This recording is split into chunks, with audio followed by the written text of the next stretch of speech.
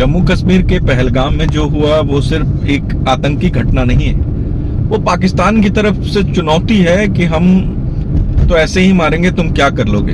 उम्मीद है भारत इसका माकूल जवाब देगा और हम इसकी तैयारी में भी हैं। लेकिन हमें ये भी समझना होगा कि हमारे देश के बाहर आतंकियों के साथ साथ अंदर नक्सली भी एक बड़ा खतरा बने हैं। देश के कई राज्य ऐसे हैं जो अब भी रेड कॉरिडोर में आते हैं और इन आतंकी हमलों के साथ साथ हमें इन नक्सली हमलों का भी जिक्र करना चाहिए, ताकि जब सुरक्षा की बात हो तो बाहरी और भीतरी दोनों सुरक्षा का जिक्र हो। केंद्रीय गृह मंत्रालय ने इस संबंध में झारखंड पुलिस मुख्यालय को एक पत्र भेजा है। इसमें झारखंड पुलिस को बताया है कि 31 मार्च 2026 तक देश को भाकपा माओवादियों के नक्सलियों से मुक्त करा लिया जाएगा। यह एजेंडा नेशनल सिक्योरिटी काउंसिल की बैठक में साल 2024 में ही तय कर लिया गया था। इस पत्र का असर क्या है? अब सीधे आइए सोमवार यानी 21 अप्रैल 2025 की सुबह बोकारो जिले के ललपनिया लुगुबुरु पहाड़ की तलहटी का इलाका।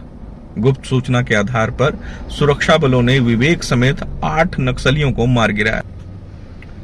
1 करोड़ इनामी नक्सली के साथ यहाँ एक नक्सली 25 लाख तो दूसरे पर 10 लाख रुपए तक का इनाम सरकार ने रखा था। इस घटना से जाहिर है कि पुलिस विभाग इस डेडलाइन तक अपने लक्ष्य को हासिल करने की दिशा में आगे बढ़ रही है। 80 के दशक में नक्सलवाद की शुरुआत हुई और 90 के दशक तक झारखंड, छत्तीसगढ़, मध्य प्रदेश जैसे कई राज्यों में अपने पैर जमाने में सफल रहा। राह से भटके कई युवाओं ने नक्सलवाद की तरफ कदम बढ़ाया। 80 के दशक में ही प्रयाग मांझी उर्फ विवेक दा ने इस रास्ते पर कदम रखा और एक के बाद एक कई बड़ी घटनाओं को अंजाम देते हुए अपनी पहचान मजबूत करने लगे। अब पुलिस ने इस 1 करोड़ इनामी नक्सली को मार गिराया है। धनबाद जिले के टुंडी के दलबूढ़ा गांव के रहने वाले प्रयाग मांझी दा उर्फ विवेक दा के जिम्मे पूरे नक्सली संगठन की कमान थी।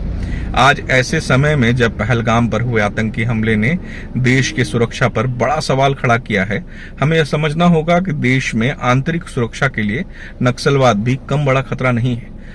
नक्सलवाद और आतंकवाद में फर्क और इसके प्रभाव पर फिर कभी बातचीत करेंगे।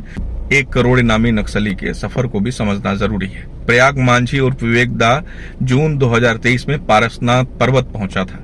भाकपा माओवादी संगठन के central committee member Prayag Manjhi और विवेक दा और फूचना उर्फ नागो मांझी उर्फ करण दा 1 करोड़ का इनाम था इसके सिर पर। प्रयाग उर्फ विवेक दा ने न सिर्फ पारसनाथ झुमरा के पहाड़ी इलाके में सक्रिय था, बल्कि दूसरे राज्य जैसे छत्तीसगढ़, बिहार और पश्चिम बंगाल में भी अपना नेटवर्क मजबूत कर रहा था।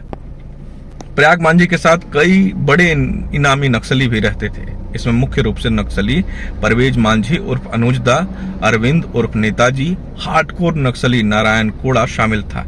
ये लोग AK-47 इंसास और अन्य अत्याधुनिक हथियारों से लैस रहते थे। इस दस्ते में 1 दर्जन महिला समेत 50 से अधिक नक्सली रहा करते थे। विवेक के खिलाफ सिर्फ गिरिडीह, बोकारो, चाईबासा और धनबाद जिले में 60 से अधिक मामले दर्ज थे।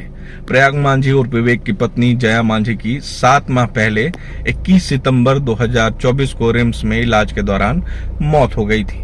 वह गॉल ब्लैडर कैंसर से पीड़ित थी। 25 लाख की इनामी नक्सली जया मांझी को गिरिडीह पुलिस ने 16 जुलाई 2024 को धनबाद के एक निजी अस्पताल में गिरफ्तार किया था, जहां वह नाम बदलकर अपना इलाज करवा रही थी।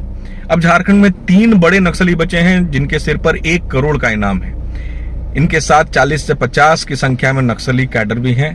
पहला नाम भाकपा माओवादी के ERB सचिव मिसिर बेसरा का है, दूसरा central committee member Patiram Manjhi और तीसरा आकाश मंडल उर्फ अनमोल का है।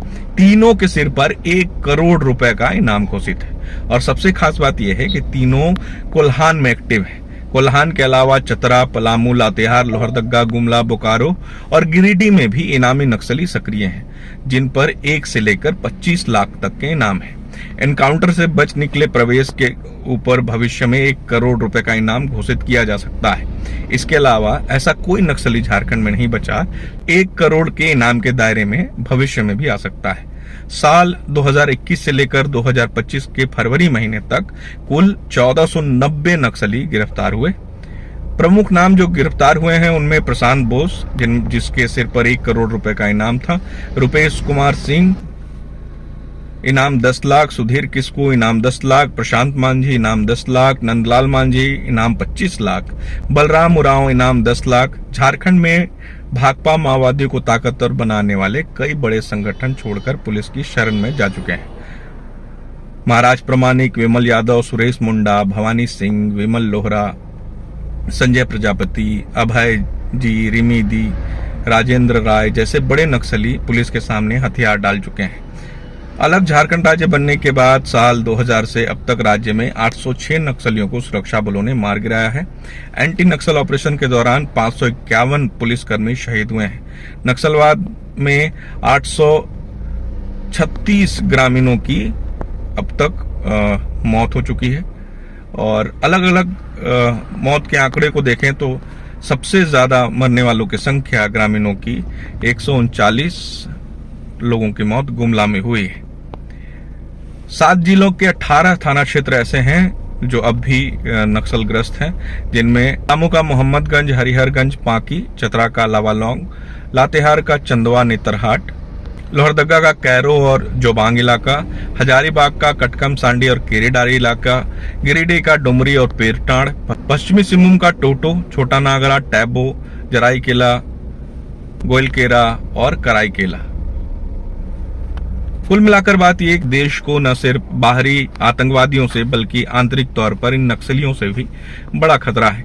केंद्र सरकार और राज्य सरकार लगातार कई ऑपरेशन और इस तरह के अभियान के जरिए इन हमलों पर नियंत्रण करने की, नक्सलियों को खत्म करने की कोशिश कर रही है। लेकिन आप समझिए, इस आधुनिक युग में भी नक्सली जंगलों में छिपे हैं, गुरिल्ला लड़ाई के जरिए हर बार बच रहे हैं।